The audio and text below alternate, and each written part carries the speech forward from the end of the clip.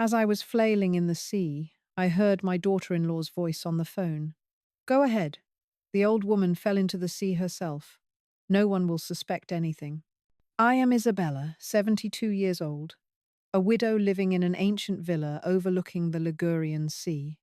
My husband, a successful businessman, passed away many years ago, leaving me this house and indelible memories. I had thought the rest of my life would quietly drift by amidst old books and a shaded garden.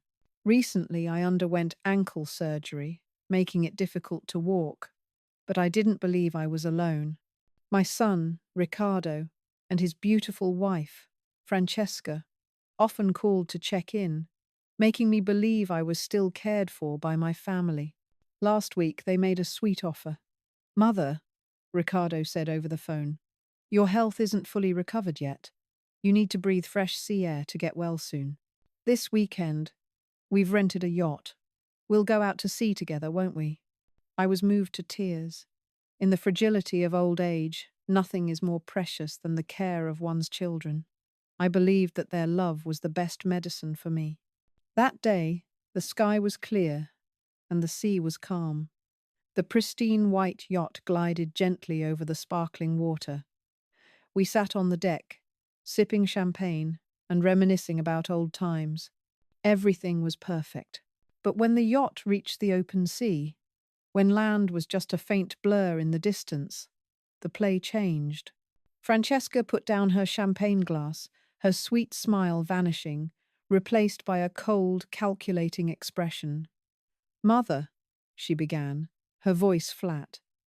Riccardo and I have thought a great deal. You are old now, and your memory hasn't been good lately.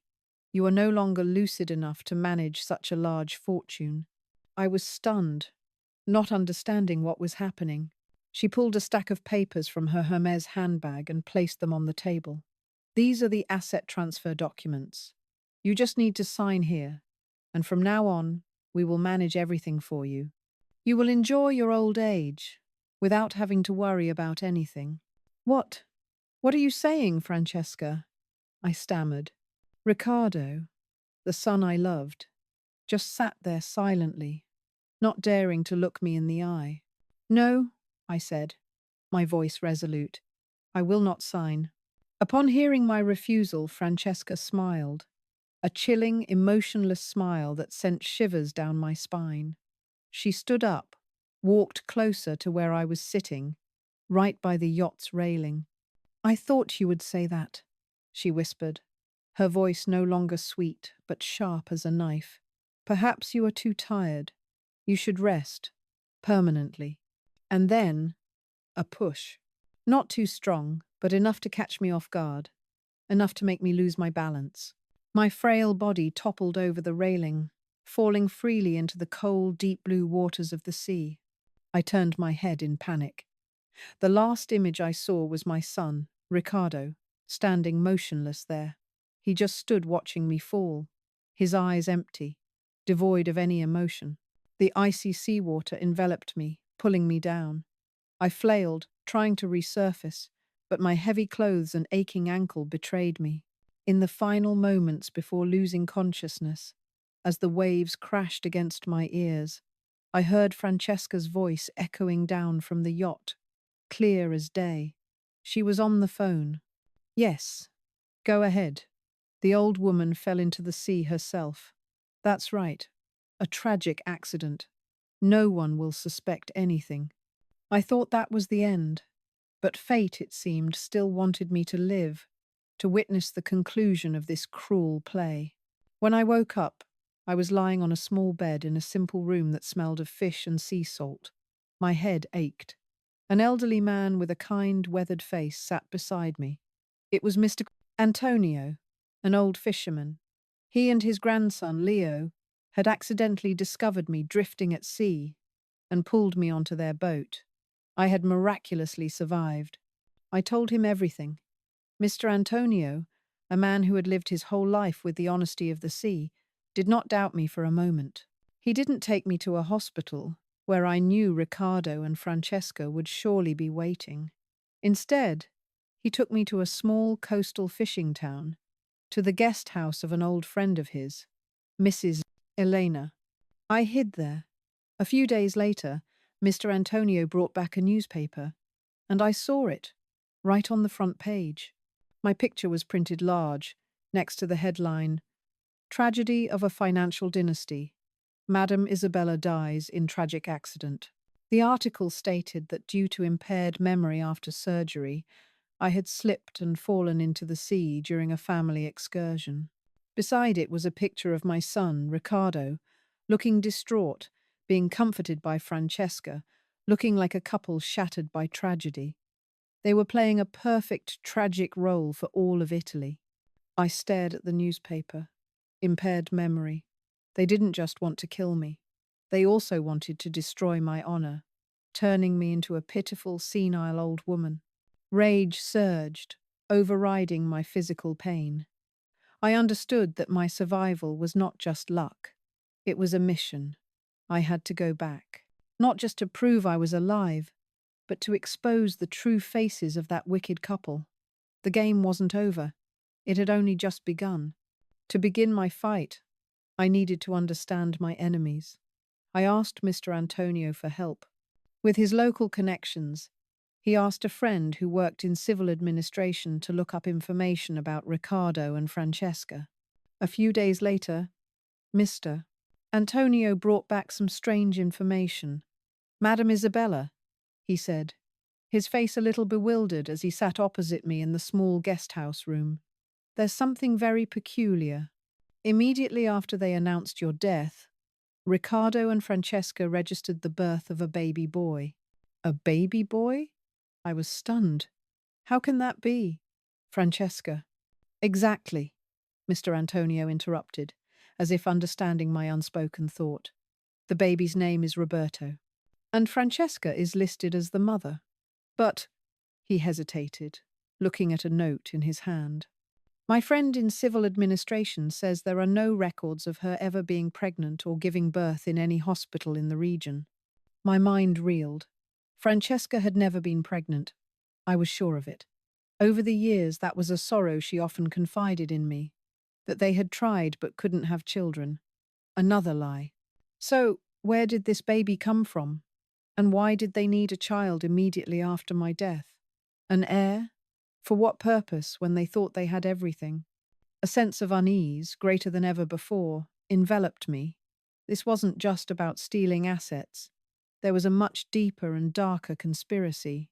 An unknown child suddenly appearing, becoming their son right after they tried to kill me. We must find that baby, Mr. Antonio, I said, my voice full of determination. We must know where he is. And he did. With the patience and observational skills of a lifelong sailor, he tracked Francesca. He discovered that every few days, she would secretly drive to a small, secluded house on the outskirts, a place completely unsuitable for her lavish lifestyle. He said that from outside, the cries of a child could be heard. "There's a young woman inside," Mr. Antonio recounted, his eyes distant. "She always wears house clothes, looking like a nurse. Her name is Alessia. It seems she's the only one caring for the baby. Francesca only comes, looks at the baby for a while, then rushes off again. A secret baby, a fake mother, a nurse. The pieces were fragmented, but they were slowly painting a terrifying picture. I knew I had to find out the truth about the baby and this girl named Alessia. While Antonio continued his surveillance, I contacted the only person in my old world I could trust, Mrs. Rossi, the retired secretary of my family's law firm. She was a kind woman who had witnessed my marriage, the birth of my son, and the day my husband passed away. I secretly called her, and when she heard my voice, she nearly fainted. I arranged to meet her at a small, discreet cafe. When she saw me in the flesh, she burst into tears and hugged me tightly. She was the only warm light in the cold, deceitful world I was facing. I asked her to help me search the firm's archives for any unusual agreements Riccardo had made in the past year, and she found it. It was a surrogacy agreement, discreetly drawn up and handled by a wealth advisor I had never heard of, a woman named Signora Moretti. According to the contract, a young, impoverished girl named Sophia had agreed to carry Ricardo's child. The child would be handed over immediately after birth. And that girl, Sophia, had vanished without a trace shortly after the due date stated in the contract. I sat in the small guest house room, staring at the copy of the file Mrs. Rossi had given me.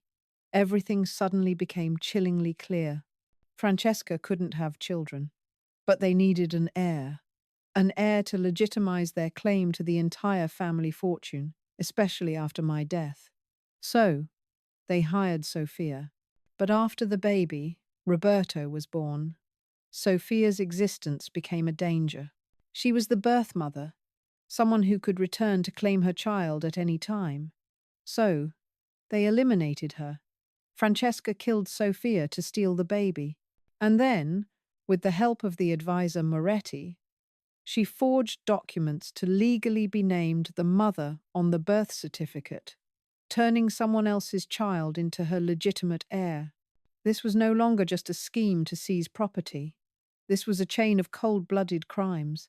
They had tried to kill me, and they had killed an innocent young woman, all for greed. My rage reached its peak. I had to stop them. I had to seek justice for Sophia and protect that innocent child. I knew I couldn't act alone. I recounted the entire horrific truth I had just discovered to Antonio and Leo. Both of them, men of the sea, didn't hesitate for a moment. "We will help you, mister," Antonio said, his voice full of determination. Our next target was Alessia, the young nurse caring for Roberto. We found a way to approach her discreetly. When I showed her the surrogacy contract and told her about Sophia's fate, Alessia's face turned pale. She wasn't a malicious accomplice, she was just an employee who didn't know the truth. Fear and indignation were clear in her eyes. I will help you," she said, her voice trembling but resolute. "I took their money, but I am not a murderer. I cannot let them harm anyone else, especially that baby." The final trap was set. Alessia, as a trusted individual, easily brought a miniature voice recorder, disguised as a power bank, into the villa's living room. She placed it on a bookshelf near the meeting table, a perfect spot to capture every sound. Everything was ready. That evening, as Alessia had forewarned, I knew Riccardo, Francesca, and advisor Moretti were on their way to the villa. It was their final meeting to finalize the asset transfer procedures after my unfortunate death. With Antonio and Leo's help, I secretly returned to my villa. The darkness of the night and the overgrown garden provided perfect camouflage. I didn't enter through the main door. I used a secret passage behind the garden, a path only my husband and I knew, leading directly into the library. From there, I quietly walked into the living room. I sat down in my husband's old leather armchair, in a hidden corner where the light from the chandelier didn't reach. My heart pounded, but my mind was completely calm. I sat there, in the darkness, and waited. A moment later, I heard the sound of a car, then the opening of a door. They entered the living room, their voices full of cheerfulness and self-satisfaction.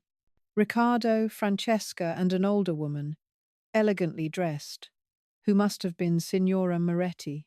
They didn't notice my presence in the dark corner.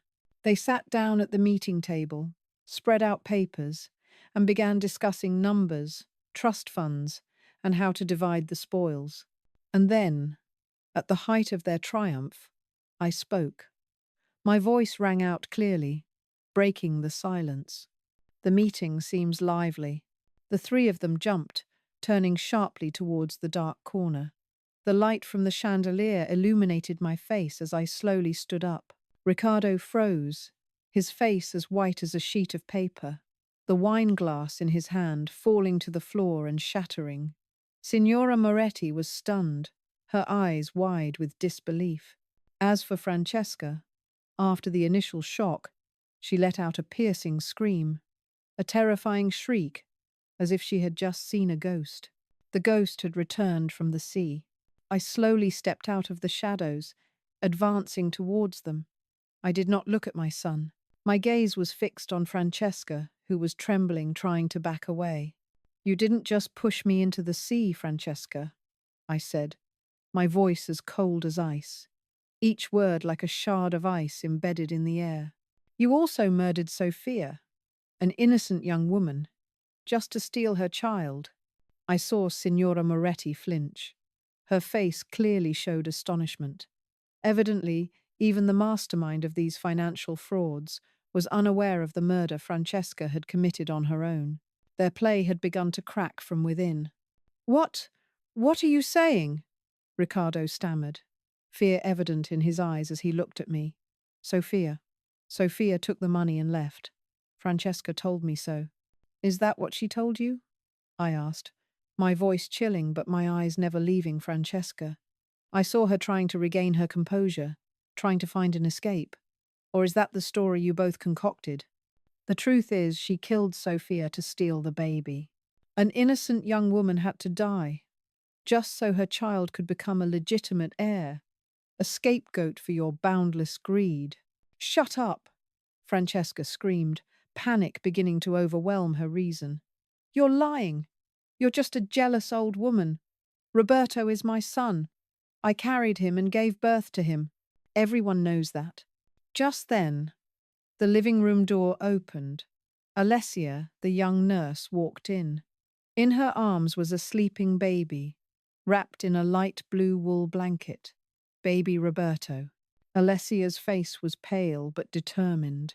This is the son of Mr. Riccardo and Miss Sophia Moretti, Alessia said, her voice clear and decisive, though her hands were trembling. She looked directly at Francesca, her eyes full of contempt. Francesca, you have never given birth a day in your life. I was with Sophia in the delivery room. I have cared for this baby since he was born, at your command. Alessia's and the baby's appearance was the final, unforeseen blow. All of Francesca's calculations, all her deceptions collapsed. She staggered backward, looking at the baby in Alessia's arms as if it were a monster. Then she looked at me, then at Riccardo, who stood frozen like a statue. And then she burst into laughter, a wild, terrifying laugh that echoed through the opulent room.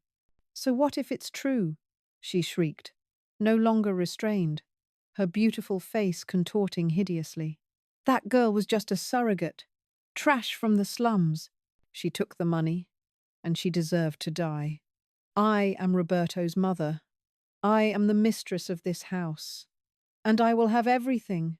Everyone was stunned. Her brutal, naked confession echoed through the room. Signora Moretti closed her eyes, knowing it was all over. Riccardo looked at Francesca with horror, as if seeing the true face of the woman he had conspired with for the first time. And the tiny voice recorder, hidden in the potted plant, had captured every single word. Immediately after Francesca's wild scream, the large living room doors burst open.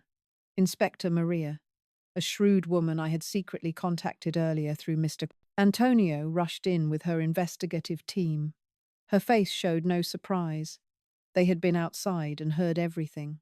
Francesca, she said, her voice sharp, as officers approached and handcuffed her. You are under arrest for the murder of Miss Sophia Moretti and the attempted murder of Madame Isabella. Riccardo and Signora Moretti were also apprehended. And you, Moretti, Inspector Maria said, we have been watching you for a long time. Your play has come to an end.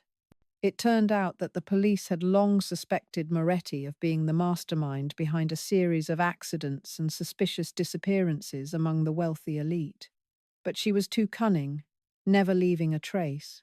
Francesca's recorded confession, along with my testimony and Alessia's, was the final piece they needed to dismantle her criminal network. Faced with irrefutable evidence, from the surrogacy contract, the secretary's testimony, to the final audio recording, Francesca, Riccardo, and Moretti had to face legal punishment.